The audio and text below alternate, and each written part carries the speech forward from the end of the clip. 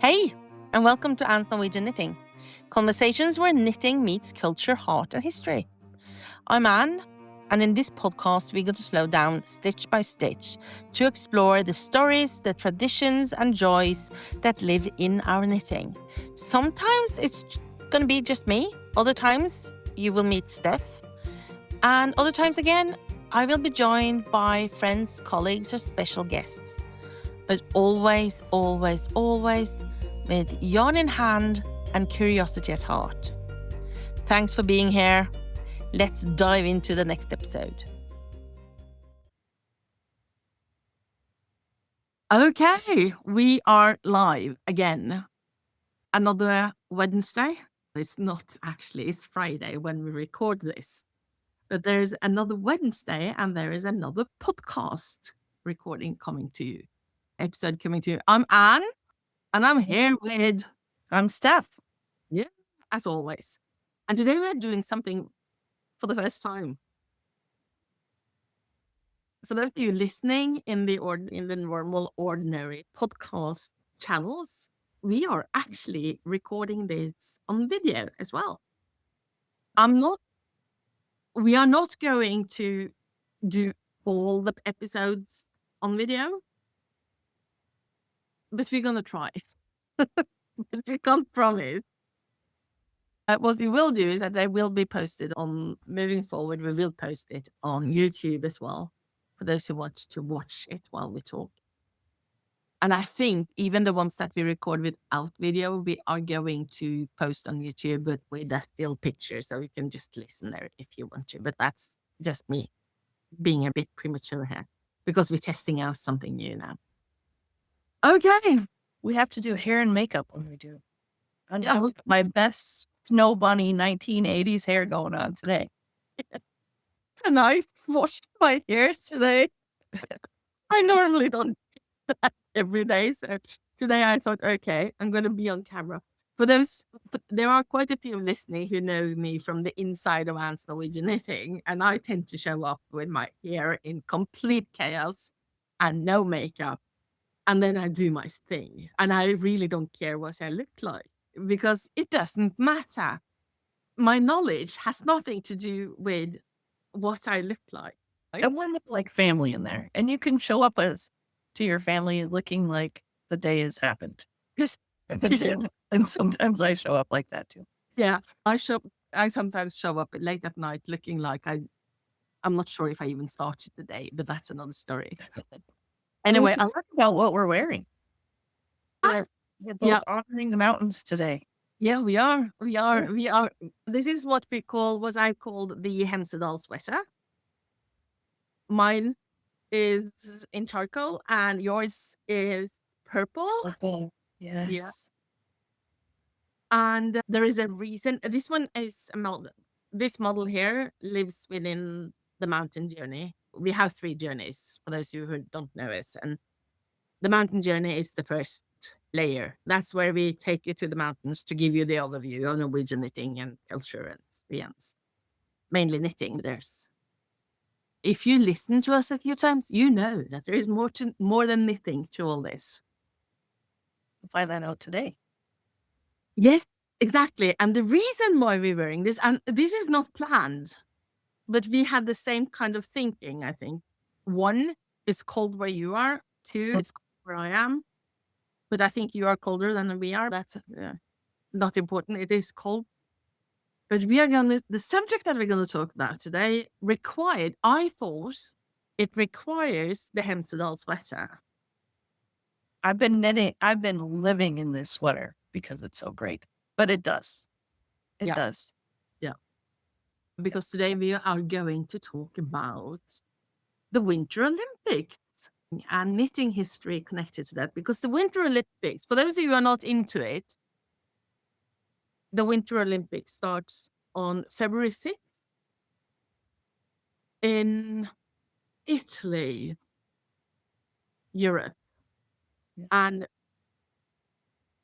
I think I've just discovered that it's the Winter Olympic, local Winter Olympic knowledge needs some work. It does. I'm not into all the athletes, but I will have to say this year I can't wait to see Lindsey Vonn because 41 years old from Minnesota, which is where I'm from. And just to have that comeback and how many decades has she been in the gym? I can't wait to see her this year. Yeah, she had a little accident this morning, so let's just cross fingers. And I heard she went into into the fence. Yeah, and the Whitney girl did as well. Yeah. No, I'm wishing her all the best. And one of her trainers is Axel Lundsvindal, which is a Norwegian, and he is one of those merited alpine skiers that I've been bragging about. Are we going to see a picture of him? No, he's not on it. I'm gonna show you the boyfriend of Michaela Schifrin, and that's when I found out that for those of you who don't know who Michaela Schifrin is, you are in the same boat as Steph. Michaela Schifrin is US. I think I don't even think she's from Colorado. I'm pretty sure. If I'm wrong, correct me, but I'm pretty sure it's Colorado. And she is a slalom skier, and she's won more than 100 slalom races in the world, what you call it, World Cup series or whatever kind of thing. Not the championship, but the cup. I don't know what they call it in English. But anyway, we are going to dive today into some knitting stuff. Yeah. So we talked about the 6, but that's the opening ceremonies. And the opening ceremonies, I always think is so fun to watch because everybody's so excited. You can see they're excited for their country and excited. They've got pride in their country. They're excited about their athletic ability. But if you really think about the Winter Olympics and the opening ceremony, I love watching it for the clothes and the knitwear. And so much fun to watch what's going to come out. And of course, setting the gold standard in knitwear, you always think of Norway and the Norwegian knitting. So that's a great thing for us to start at and start watching. So today we're going to explore Norwegian knitwear, sweaters, mittens. We're going to talk about one iconic hat that came out because of the Olympics and the Olympic fashion. I'll call it Olympic fashion.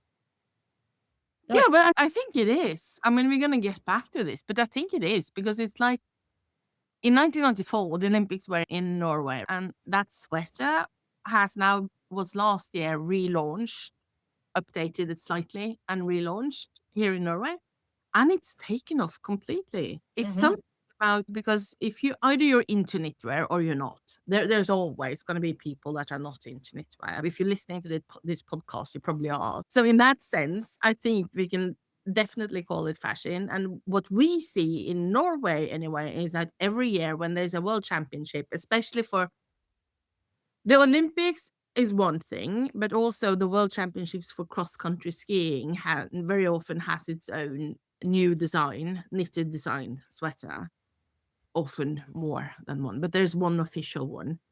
And did you see last year's? This is total off our subject, but last year's in Trondheim had the Viking ship knit into the sweater. I saw that. I saw that, which is really cool. And I think also that's part of, in modern times, I suppose you can say that the 1950s is modern times as well. Recent, since 1980, 90, beginning of 90, late 80s, early 90s until now, I think Norwegians has become more conscious about, this is just my opinion, right? What I have observed. More conscious about sharing our history and knowledge through those knitwears that we are presenting to the world. And in that sense, bring in symbolism that, like the Viking ships, stone carvings from thousands of years back, that the rune stone, what do you call it? The rune stones? Yes. In the 1994, for example, in the Olympics, the symbol was this rune figure running and carrying the flame, the Olympic flame. That rune, that was inspired by the runes, right, that you found.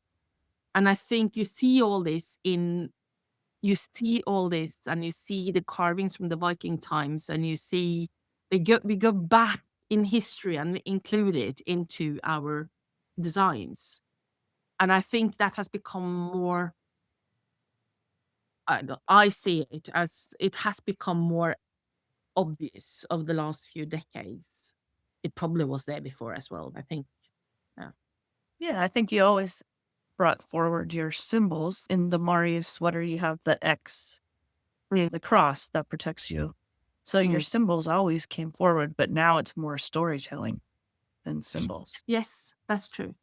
A funny little story around this was that I don't remember what year it was, but there was one year where they launched, whether I think that was for a world championship in alpine skiing. I'm not sure. It could have been something else.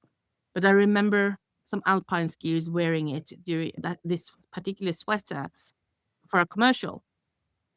And then in that design was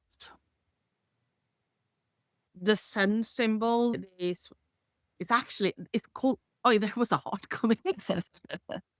It's actually a swastika because that's what they call it, but then it was adopted by the Germans. But it's an old Nordic and Norse symbol with a circle with that cross line. And that used to be good luck. Exactly. So the designer had used that because you can see that symbol and that carving in old Viking carving a lot. And the designer had used that symbol in the knitting, in the sweater design. They had to pull that one back. Yes. Yeah. Because it created too much. The modern connotation. Yeah. The connotation 40s when 30s were too strong. And that is, which is so sad, but it's the way it is, and we have to relate to that. But it just shows how much those symbols actually affect us. Much more than we actually think. They're in Western, and people react to it. Okay, we need to do something about this. Yeah. So Norway always in their knitwear puts in, not always, you're going to show an example today of one that didn't, but they always put in your national colors, which is a source of pride. You have the motifs, you have the designs. And Norway is obviously cold. Norway is always a cold weather. I think the Norwegian sweaters are just so iconic. So I was at a Sons of Norway one time, and I knit historic sweaters from Norway often, and I'll wear them. And somebody came up and said, "Why don't your sweaters look like what I think of as Norwegian sweaters?" And they think of the Marius, the Lillehammer. They think of those iconic ski sweaters as Norwegian sweaters. Yeah. Which makes sense in a way. Because that's what they see. That's what we use when we market Norway out there. Yeah, for sure. Yeah. You guys put your DNA in your sweaters. Yeah, I think that's a good way of saying it, I think. Having said that, when we do these Olympic stuff, that's when you see the red, white, and blue. And it's the same with you guys. You also got red, white, and blue, right? Yeah, your national pride. Yeah. Yeah. And that is because you are presenting your country in these connections, in these settings. But otherwise, you would find all kinds of colors. And depending on the designer, and if it's me, you will find the muted colors. Literally wearing our hearts on our sleeve. Yeah, exactly. Really do. Yeah, exactly. Yeah. So, should we talk about some of the iconic knits? Yes, let's do that. Okay. Should we start with, anybody who's listened to these before know that I absolutely butcher people's names, place names. So Anne is here to help me get through it. Hjalmar Anderson. Did I say that right? Not butchering. That's fairly good, actually. I would have butchered it before this morning when you told me how to pronounce it. Hjalmar Anderson. So he was a speed skater from Norway. He was the first one to win 3 Olympic golds in one Olympics. That was in 1952. And in Norway, he used to be known as King Glad because he always had such a great attitude, or always was in a good mood. So he wore a hat, and I just love this hat. And so I had to make it. And there's a statue of him in Trondheim wearing it. There's also, Anne showed me today, there's a statue of him in Oslo. Yeah, outside of the stadium where he won his 3 gold medals. Yeah. So Yeah. we'll show pictures of that in a minute. But this is the hat that I made, and it's called the Little Devil hat, which I love. But you see these things down here, they look crazy. But when you fold them up, they're just so cute. So this is a great hat. And it's not knit in the round. It's knit up and down. Go around. But put those little ear flaps up. Oh my gosh, it's just the cutest little devil hat. I love this hat. Yeah. And It is fun, that one. Should we show them? yes, let's. Okay, let's see if we can. Yeah, here we go. This is him skating. He had this they used to call it, yes, King Glad, but also Hjallis, which is, his name is Hjalmar and long name Hjallis. So this is him skating at Bislett Stadium where they did where they had the Olympics in 1952. And this is what he looks like. This is also from 52, and with his Olympic Very medal. handsome, isn't he? And those dimples. But he was a wonderful person. And he was actually the flag bearer during the ceremony in Oslo in 52, which was at the same stadium. And look at that stadium. It's outside. In the wintertime, outside. Which, for those of you who are not that old in speed skating, the indoor thing is fairly new. Yes, it is a couple of decades or 3. I grew up with it outside. Yes, and so the 80s were still we did. I think the last time they did outdoors in the Olympics was 88, or was it 92? I don't know, somewhere around there. But anyway, and this is the same stadium. He was well known. Look at this one. Look at all the people. Yeah. Watching. Everyone went to see it. He was so popular. Speed skating was really popular in Norway back then. And there's the hats. Those air flaps are the clothes. You could put them down for ears and up for the little devil horns.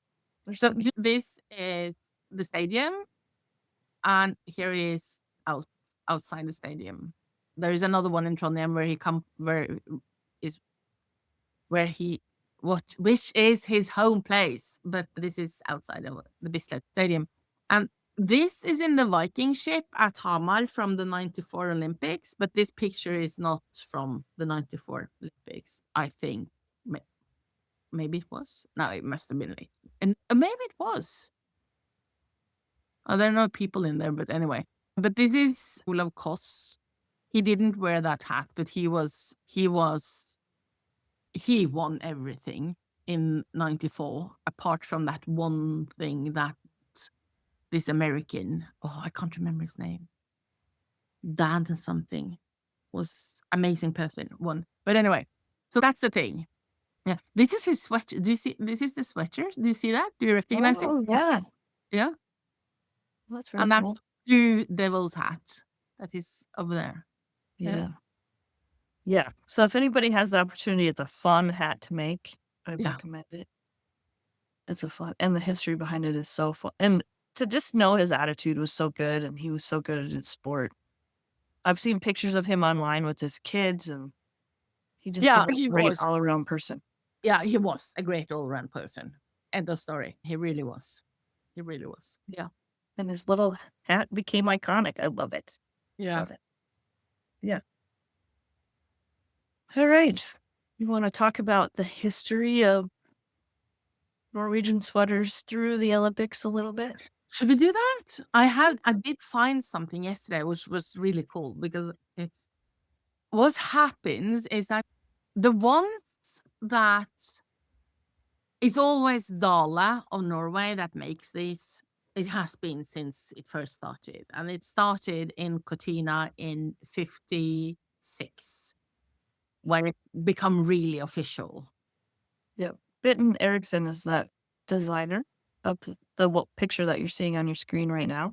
And if you've ever heard me do any talks about my knitting heroes, she's one of them. And she designed several Olympic sweater. She was amazing. So if you have the chance to look her up, do it. Yeah, Sorry, she I designed just quite a few. She and has. she's the coolest looking lady. So if you do a little research on her, man, she looks like you want to be her best friend because she looks so cool. I love that. You want to be her best friend. So fun. So what is fun is that they use this here is these are cross-country skiers. I just can't help it. I just need to zoom. Look at those mittens. They're gloves. They are. Oh. And these are the relay ladies that did. They were cross-country skiers, and these are really well known. They've got a medal in 56, and they were called if you're into sports, you know about jentutten, which means the girls, but in a really local way in the inland up north, close to Lillehammer and the area around there. Look where that Olympics was at. Cortina? Yeah. Yeah. This year. We're going back. Cool. Yeah, it is. It's really that cool. full circle. Yeah.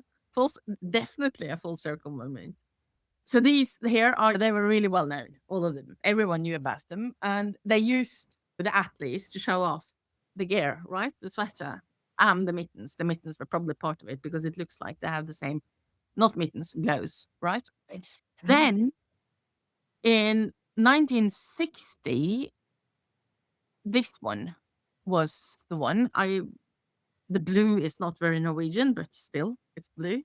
It's got the lice or the loose in it. Yeah, and definitely Setesdal inspired in the lice and the split in the front. These are not athletes. These are just models. As far as I know, these are models as well. And this is from the 72 Olympics. And these leaves here is typical. You find a lot of that in the Selbu knitting. I've used it. I've used that in a couple of my designs as well. Those sleeves being good. So bringing forward that Norwegian pattern, heritage pattern, bringing it forward. Yeah, exactly. And what I like about this one, if you look at it, I feel it's definitely they're going in 72. They went to Japan, to Sapporo, Japan. And I think the sign reflects that. They wanted to make something Japan inspired, but with Norwegian patterns. Yeah. This is not, to me, I've been to Japan a few times, and to me, this is the stylistic kind of with the neckline and the two color thing, not many colors. And I don't know. To me, it's just so appropriate. Anyway, next one was 76. This is Innsbruck in Austria, Europe, still models, as far as I know. No athletes. I like that one. Yeah, that star really looks Selbu. Yeah, it's definitely Selbu. And then you have that grid, which is also, it's very everywhere, really. Also protection, so the bad spirits can't get through. I was just about to say, so thank you. Yeah. Oh, sorry. No. Yeah, and this is so 70s, isn't it? With a really different color in the color. That's cool. Yeah. I suppose it's the same blue that goes down here, but it's really contrasting when you use it like this. Yeah. Very interesting. Yeah. And then we are slowly approaching, we are now in the 80s, and you're going to see that things are progressing. They're changing. Things are becoming bigger, obviously, because the 80s, everything was oversized. Yes. This one was for Lake Placid in the US, for those of you who don't know that. To me, this is like extremely Norwegian. This is like Norwegian. You have the leaves, the branches, you have the star, and you have the lice, and you put it all into one sweater. And I love the kid's hat too. Yeah, I agree. I like the hat. So something for to be inspired by. I really still models.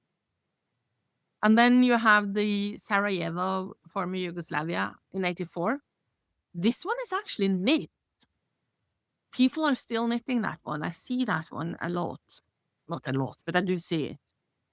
The ram's horns, that's a cool Yeah. motif in there. Yeah, definitely ram's horns. And then you have the crosses. And Yeah, that headband is definitely 1980s, huh? yes, with this, Wow. no use at all, just a headband, right? Yep. Yeah, cool. Now, in 88, we went back to Calgary, the Olympics, and these are athletes. They are cross-country skiers. And here, we talked about it, you, Steph and I, before we came on. They've taken the setter style sweater and made it as Norwegian as can be, because we're going back to the American continent. So let's do this properly, right? The North American continent. So this one is, for those of you who don't know, this is a setter style inspired sweater with the front and the lice and the crosses and the circle. Classic Norway. Yeah, this is classic Norway, and this is the classic Norway that I prefer. And this is what I prefer, this kind of. But it's all about taste, isn't it? Yeah. And then it says the 1990s, a decade of bold identity. And I can't disagree with that. There are some stuff in the 90s that was made that is, I don't know. It's nice and it's oversized. Yeah, especially hers. Yeah, but there's a lot going on these ones. I'm not saying this Albertville, France. I'm not saying it, I don't like it, but there's a lot going on. Personally, I think it's too much, but that's. And those are all athletes again, right? They are all athletes. Yes. I'm fairly sure these two are alpine skiers. I'm not quite sure about this one, but I would assume he is as well. Oh, that's the iconic one. Yes, it is. And this one, these two are alpine skiers as well. They were both decorated, really good ones. The thing with this one was relaunched last year in a slightly different. They have tightened it up a bit, but it was relaunched and people are really liking it. But you see, it's still big, but she's so thin. But that's another story. There's no ribbing at the bottom. That's interesting. It's more of a boxier drop. Yes, exactly. Yes. Where's this typical now thing? Because when the ribbing would make it in Norway, the ribbing would make it a bit settled. But without the ribbing, you get a more youthful look to it. More modern. Yeah. I would assume that is the thinking behind it without me knowing anything. But and here you see how they have, because this is what I find really interesting about all this, is that if you look at this here, 3 colors, the beige, the dark black charcoal, and the off-white. And then if you look at this one, to me, I remember it back then, because I'm going to show you something from the 1994 Olympics later. Maybe it's the right time to do it now, but I remember that to me back then, this was too much. And I don't think it's a pattern, the motif. I think it's the way they're using their colors. To me. Yeah. To me, personally. They're very bold. Yeah. And also the way that they mix it, because now they have their bold and they mix it. And now what they're doing here is that they're mixing it differently and they are muting it down. Just look at the picture, the colors I'm wearing. It's more 2020s. But I remember back then that this was a bit too much for me, personally. And I did back then. What happened was that this is a bit funny. I have knit 5 garments following a pattern in my entire life, because I've always knit from my head. And for those of you who know me, you know this. I'm telling this story again and again. And the first pattern I ever finished following a pattern was a sweater that I knit for the 1994 Olympics, because we got tickets and I knew that we were going there, and I wanted a homemade sweater for that event, for when we went there. National pride kind of thing that kicked in at that point, I assume. I was 25 at the time. And I remember looking at this one and it was like, okay, one thing was that it was too complicated. I wasn't used to knitting that kind of knitting back then. But another thing was that I really didn't like it back then. I do like it now. I just want to make it clear. I really do. But still, I think it's a bit too busy with the colors, but that's just a preference, because colors can change everything. So what I did was that this sweater here is the one that I did. And I made back then, I took a lot of photos and I made it, put it all in albums. This is taking the photo in the album, and you cut off the edges. And at some point I stopped doing that, but not at this point. This sweet little thing down here is my sister, but I'm going to get back to that.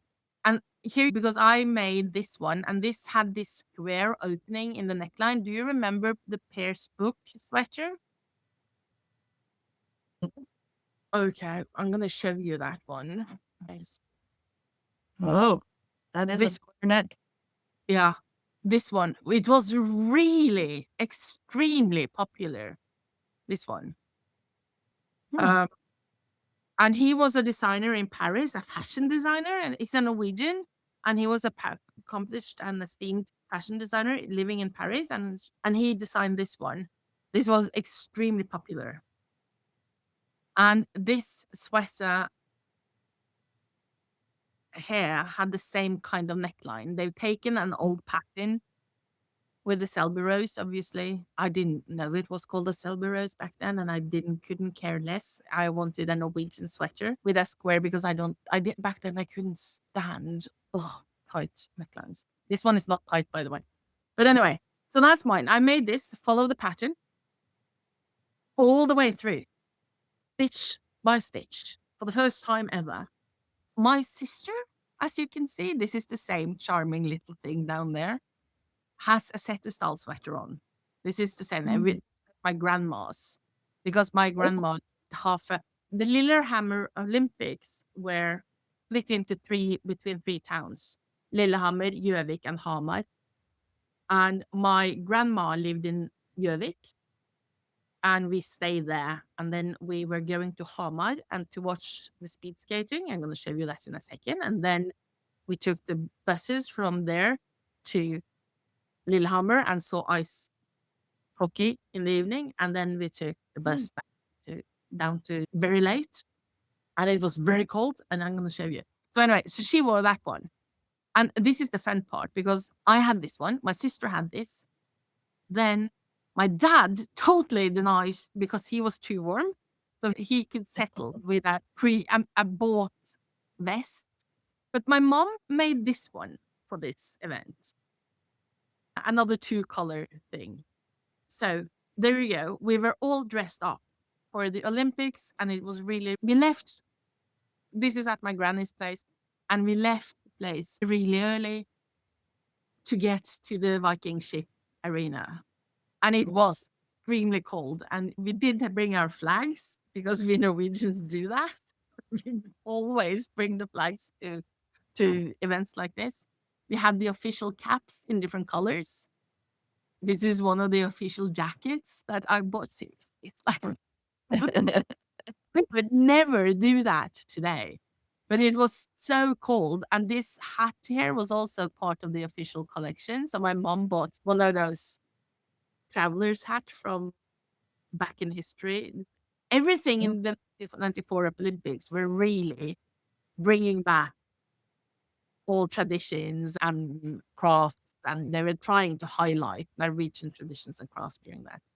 So this hat is what we call a rallar hat, which is one of those travelers that walks from long distances in the mountains before the car and all that. Look at the mittens. Yes, exactly. That's my point. These mittens are now in my possession. Well, yeah, I have a whole bunch of them. And you can see that, there you see it as well. These mittens are a pair from the 1950s, and they've been mended, they've been used so much. So you can see that I saw that yesterday and I've completely forgotten. That was so, And look at the back of the mittens has the back of the hand. Yeah. yeah. So And it's like the grid feel has, where yeah. she's holding the flag. And that's, Yeah. yeah, the rose. Cool. Absolutely. And then this is on the inside. So this is here you see all the Norwegians with their flags. You see all this red, that's just Norwegian flag. Wow. But it's what we do. My dad and my mom, and then, more flags. And then somewhere out there is this COS person that I showed you. Not that one. Somewhere down there, this person is going, and he broke every record he could break during those Olympics. And I love it. And you got to see it in person. In person. Was the first person. Cool. He broke a really iconic time limit on 10,000 meters. But I can't remember the time right now. Did he break Hallmar's record? Oh, totally. They were completely different. Is that why they're together? Was that the standing No, record? no. Hallmar's record was broken long before that. Yeah, absolutely. But he did. There is this first person under 5 minutes and first person under this and that. I think it was the first person under 12 minutes 30 on the 10,000 meter speed skating. I think he was the first person, but exact time I might be wrong on that. But anyway, also I'd like to show you this one because this is the ticket for the speed skating 10,000 meters men. Oh. And it cost 250 kroner in 94. $25. $25. Wow.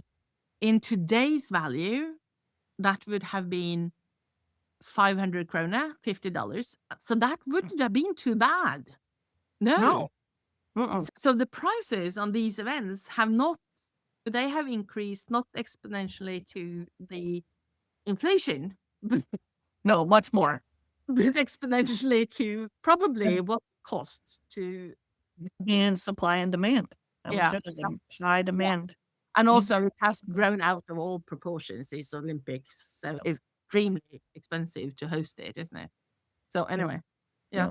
So when I was studying the Lillehammer Olympics, it said this is when cat craft became a national branding. Yeah. And that you can see that whole design becoming like you talked about, bringing forward the craft, and it became a national branding. And that's what I think of when I think about the sweater, the Marius and that one. Yeah. And that was the start of a really conscious, we're still there. That was the start of the consciousness around how we brand Norway with our knitting, really. I think I'm fairly sure about that. Because that whole event was one big crafting and history. But it was fun. And to me, it was something I'll bring with me forever. I'll never forget it. It was really fun. And it has been fun looking back now, looking at the pictures, because they don't do that much. So now reminiscing and looking back, it's fun. Moving on. I remember that sweater. Yeah. And this is very Viking. Yes. Yeah. Yes. From the Oseberg ship. Yes. Yeah. That is very Viking. Yeah. Extremely detailed. Why haven't I knit that one? I don't know. I don't know either. Now and right now you don't have time because I have to. But anyway, so these are also athletes. These are cross-country skiers. This is Bjørn Dæhlie and this is Thomas Alsgaard. He was young, and he was the old one about to leave, and this was the young and upcoming. And they have dominated the sport in 2 periods. Those two, they are well known in the cross-country skiing. We should bring up Norway has won more winter Olympic medals than any other country. Yes, that's true. And it's fascinating to think that we are even one more than the Americans, and the Americans are 350 million people. We are 5.5 million. And did I brag there? I think I did. So yeah, that's That's true. kind of what this episode's about. Yeah. Yeah, it is. That's true. That's true. This here is going back to the US, Salt Lake City in 2002. Alpine skiers. The colors, I don't know, but yeah. Yeah, you got a little away from your national colors on that one. Yeah, and here as well. Oh, yeah. Yeah. So But still you have, it's like you said, the Viking motifs really bring it forward. yeah, and here you do have a version of the rose, and it's there is no doubt that it's a Norwegian design, kind of color combination, but that's how it is. Then this was 2002, and then now we've had really lavished, we splashed out on the designs for the last decade with lots of details, and then in 2006 we go to Turin, Italy, and we do this. I think. So when we talked at the beginning about there's one that's just really not in your national colors, this is the one I was thinking of. Yeah.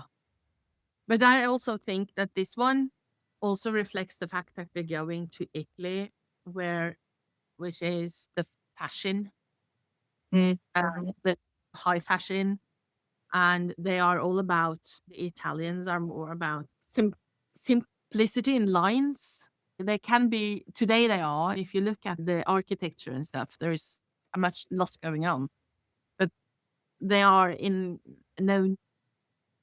not, they have this sense of simplicity is in beauty. And I think going to Turin and Italy, I think they decided to go back and try to make something simple. This is definitely Norwegian. You have the star, but to me, there's nothing there that tells me that this could be anyone, really. Yeah. You can tell those are athletes. Like they've got their goggle marks there. Yeah, that's true. Out in whether real people. Yeah. Real people, but athletes. Yeah. More athletes, cross-country skiing. This is Marit Bjørgen. For those of you who know her, she's really famous and really, really good. This is Vancouver. And that screams Marius to me, the Marius sweater. Yeah, it's a Marius sweater with slightly different touch to it on the sleeves. But yes, absolutely. Totally. Don't tell anyone, but I'm not a big fan of the Marius sweater. Really? I love it. Yeah, I know. It's so iconic. I love it. No, I never liked it. I don't know. I just don't. It doesn't speak to me. There you go. I think it could be because my grandma and my mom have the same opinion. Could be that I'm slightly colored. And you can knit whatever you want. I can. That's true. Because you design. Yeah. 2014, Russia. There's another really famous, and Eldar something, not Morgan, but Eldar, I can't remember his name.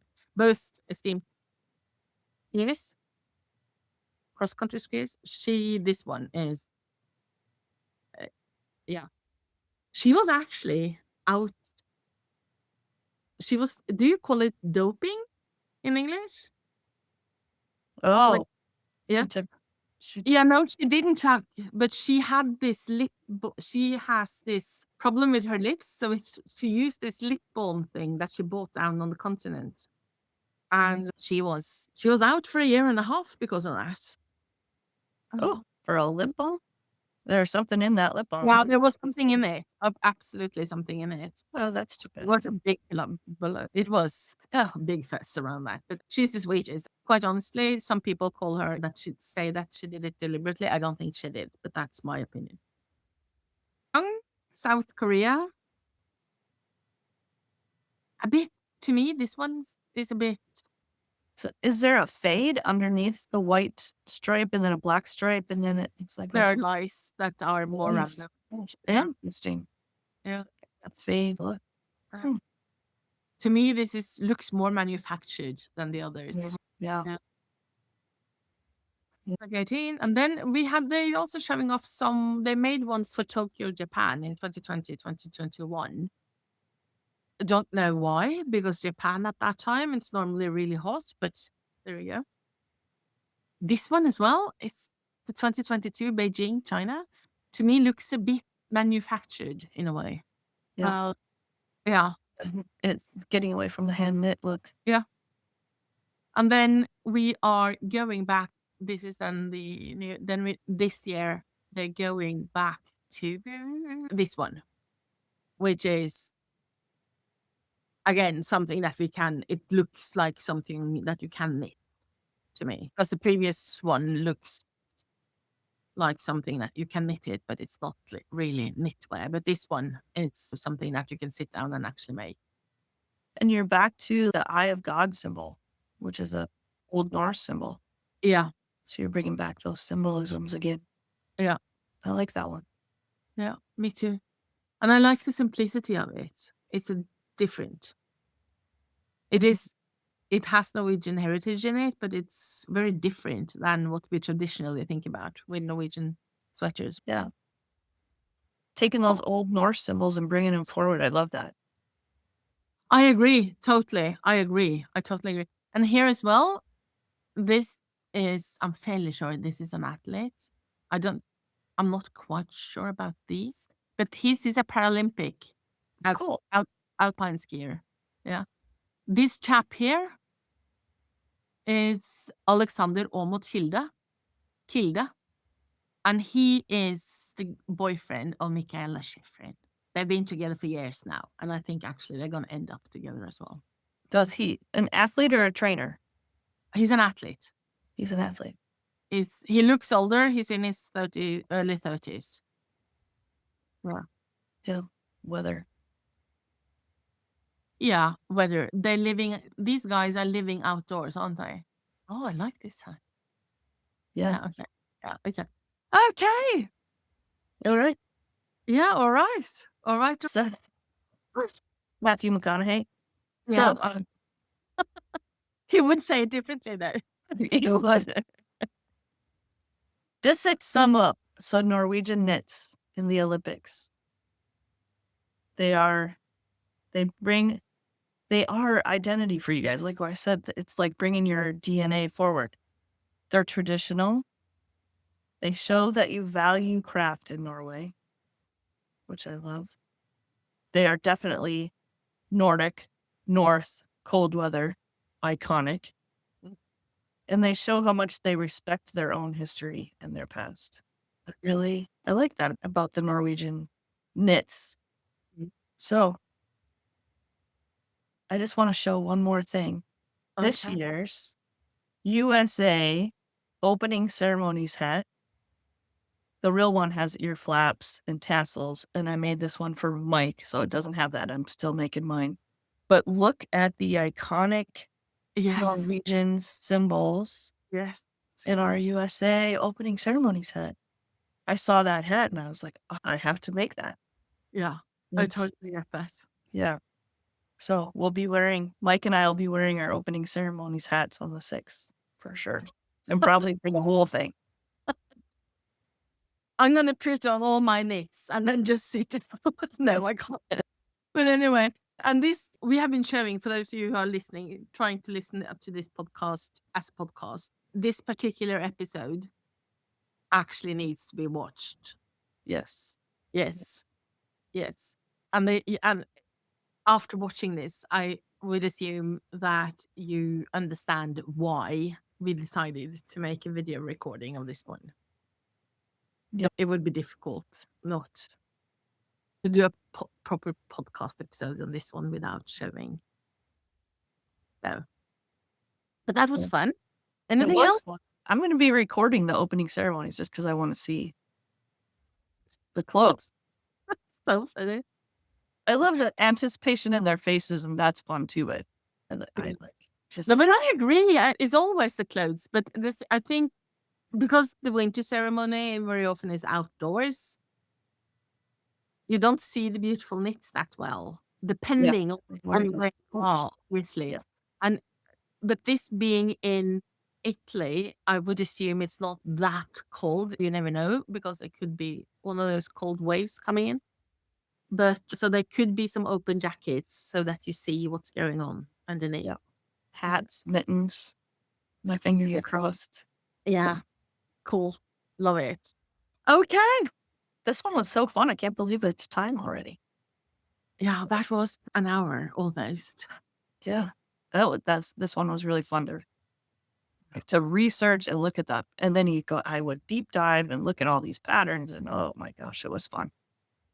Yeah, it is inspiring. And I must admit, when I did my research on this yesterday, because I wanted to show you some stuff, I was so happy to find that page from Dala and being able to share that with you.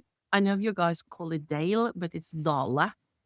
It's not Dale of Norway, it's Dala of Norway. I'm just saying. We do call it that. You call it Dala or Dale? Dale. Yeah, it's Dala of Norway. But anyway, when I found that page, I thought, oh, this is perfect. And to me as well, it was really cool to see everything in the chronological order, to actually see how it has developed from the simple 56, but into more details, and then exploding in details in the 90s, and then taking it back a bit again. Yeah. From 2000 onwards. Yeah. Cool. With that, anything else? Is that? I don't think so. Thanks for listening, everybody. Yeah. Or watching. Watching. Yeah. Don't forget. And until next time, make sure you knit some beautiful stuff. Bye. Bye. Thanks for spending this time with us here on Anne's Norwegian Knitting, conversations where knitting meets culture, heart, and history. If you enjoyed this episode, we'd love for you to share it with a fellow knitter or leave a note to let us know what you think. If you want to know more about Anne's Norwegian Knitting, go to annesnorwegianknitting.com and check it out.